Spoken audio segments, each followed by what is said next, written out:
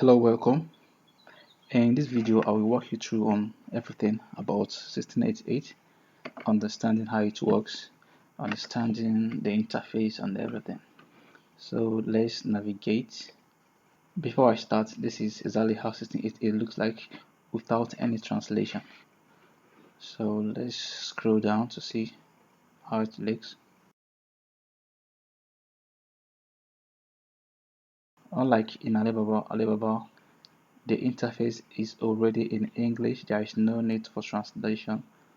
But here in 1688, everything is in Chinese. You have to do the extra work to translate into whatever language you wish to. The first thing you do is either you use a Chrome browser or you use a Firefox browser.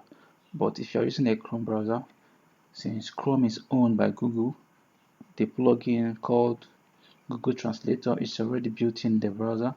So if you're using Firefox, you have to download an add-on in order to use Firefox.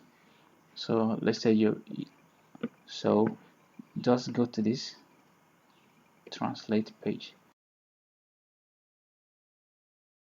For a starter or a beginner, you have to click on this options button.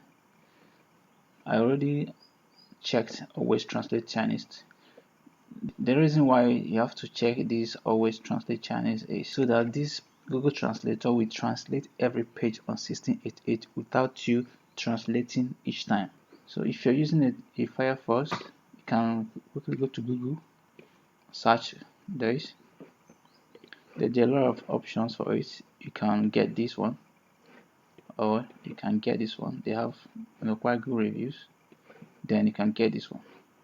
Three of these options are great, so you can install these options if you're using Firefox only.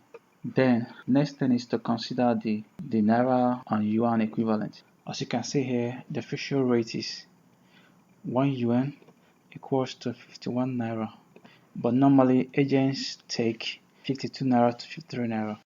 Then back to the main page. I have an issue with my network,